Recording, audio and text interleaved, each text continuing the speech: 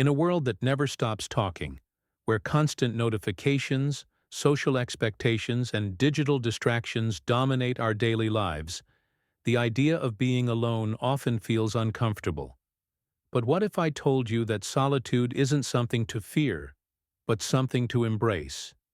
That within the silence and stillness of being alone lies the power to discover who you truly are?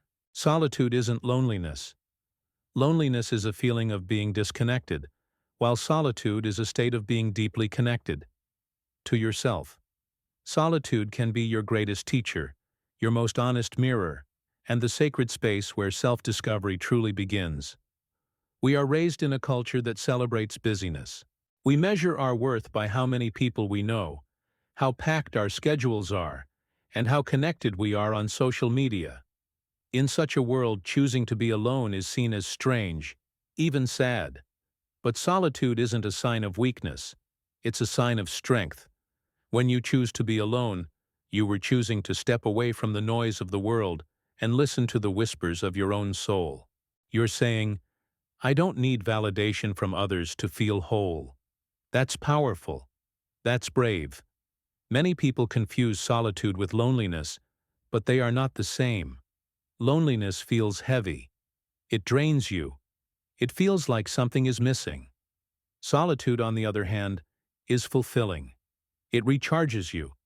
It's a choice you make to be with yourself, not because no one wants to be with you, but because you want to reconnect with your own mind, heart, and spirit.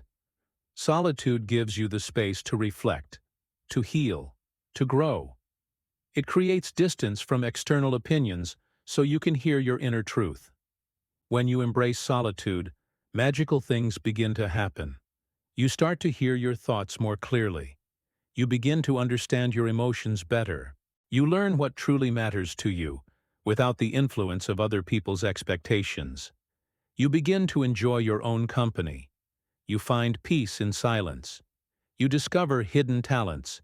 You start writing, painting, reading, thinking deeply.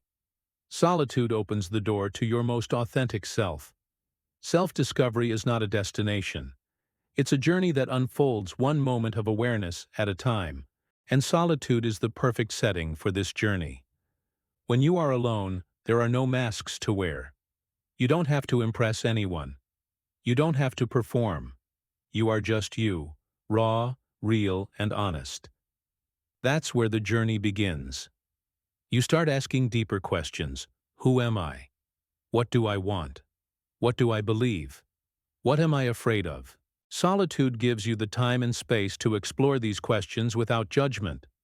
Some of the greatest creations in human history were born in solitude. Writers, artists, inventors. They all found inspiration in silence. When the world is quiet, the mind begins to speak. In solitude, you enter a state of flow. You start creating, imagining, dreaming. You access parts of your brain that remain dormant in the chaos of everyday life. Your creativity expands. Your ideas sharpen. Your vision becomes clear. Solitude isn't just about creativity or reflection. It builds emotional strength. When you can sit with your emotions, instead of running from them, you build resilience. You learn how to comfort yourself. You develop inner stability. In solitude, you face your fears. You confront your insecurities. You become your own support system. That emotional muscle you build in silence, it serves you in every relationship and challenge that life throws at you. Like any powerful habit, solitude needs to be practiced. You don't need to isolate yourself completely. Even a few minutes a day can make a difference. Wake up early and sit in silence. Take a walk without your phone. Journal your thoughts. Meditate. Breathe. The goal is not to escape life, but to reconnect with it more deeply. By regularly choosing solitude, you strengthen your connection to yourself. It may sound ironic, but spending time alone actually improves your relationships with others. Why? Because when you know yourself, you show up with more clarity, honesty, and authenticity. You stop seeking from others what you've already given yourself: love, validation, peace. You communicate better. You listen more. You become a better partner, friend, and leader. Choosing solitude requires courage in a world that constantly pushes connection. It means saying no to noise, to distractions, to the fear of missing out. It means trusting that your own company is enough. It's not always easy. You'll feel restless. You'll confront uncomfortable truths. But if you stick with it, you'll find something far greater than comfort. You'll find clarity, purpose, and power. In the end, solitude is not about isolation. It's about integration. It's about becoming whole.